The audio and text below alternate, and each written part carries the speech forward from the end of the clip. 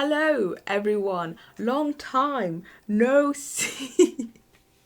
Oh my gosh, I am so happy to be back again, and I just want to thank everyone who sent such kind and supportive messages, because the past couple of weeks, and if I'm being really fair, months have been absolutely awful, and I'm just glad that I'm feeling kind of okay again to be making videos again. So today I just wanted to talk about something fun, something that I had planned to make for Fortnite Frights, which essentially is a video called "If you like Edgar Allan Poe, then you'll enjoy these diverse classics as well." And yeah, that's what we're going to be doing today. So all these classics are from all over the world, and they have kind of like the same aura or feeling as Poe's work.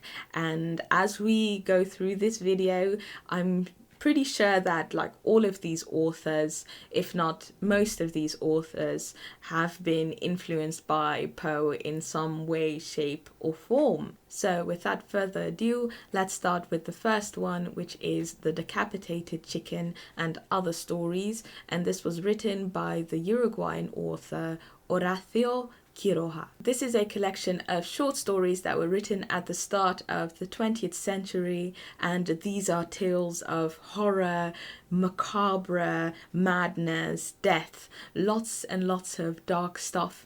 And that doesn't really come as a surprise from Quiroga, seeing that his life was incredibly tragic. When he was just a baby, Quiroga's father died due to an accidental self-inflicted gunshot wound. Then his stepfather committed suicide years later, and then when he was like in his early 20s, when he was trying to show his best friend how to use a gun, he accidentally killed him. So Quiroga was surrounded by death and just horrific things all throughout his life, and that really shows in his work, as well as his love for the jungle. If you read his work, you'll see that animals are heavily featured in them, and that they sometimes even take on the role of the main character. Another of Quiroga's major influences was Edgar Allan Poe, and in this collection you can really see that in the story called The Pursued, which is heavily inspired by The Man in the Crowd. I think you could even go as far as calling it a retelling. I don't want to spoil anything, because I think the story is best read if you kind of like go into it without knowing all that much. Personally, this was one of my favorites of the collection, so I personally would recommend it. Now let's move on to the next one. This is a Brazilian classic, and it was actually recommended to me by one of my subscribers. So Amanda, thank you so much for putting this on my radar. I read this a couple of months ago and enjoyed it a lot. It's called The Attendants Confession, and it was written by Afro-Brazilian author Joaquim Maria Machado de Assis, and it's a short story that is actually freely available via the wikisource.org website, which is kind of like this sister website of Wikipedia. And yeah, it seems to be inspired by The Telltale Heart by Edgar Allan Poe. The Attendants Confession centers around a man on his deathbed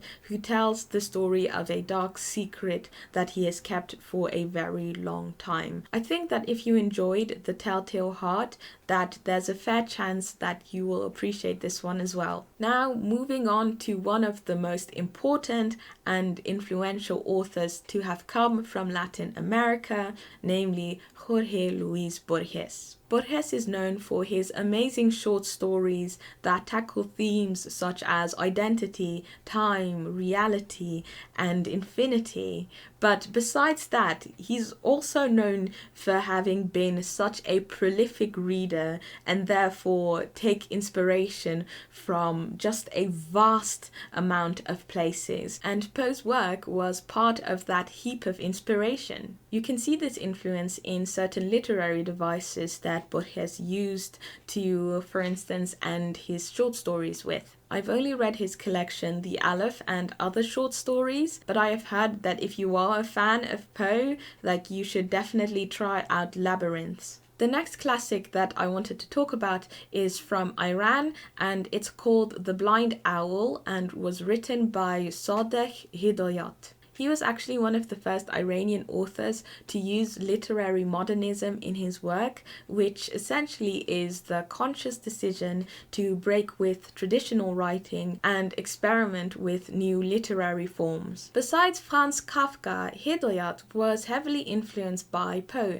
and so it doesn't really come as a surprise that his writing often gets compared to Poe's. In The Blind Owl, a young painter describes his despair over losing a mysterious lover, and we follow along as he drifts into frenzy and even deeper despair. I haven't read this one yet, but I know that this is one of the most important pieces of modern Iranian literature, and I think that a lot of us here don't really read much of Iranian literature, so I think that this would be a really great place to start at. Then the final classic that I wanted to talk about is a Japanese one called Japanese Tales of Mystery and Imagination, and I've spoken about this one so many times on my channel, so I will be really brief about this one. It was written by the author Edgar Allan Poe, who is seen essentially as the father of Japanese mystery writing. He was heavily influenced by Sir Arthur Conan Doyle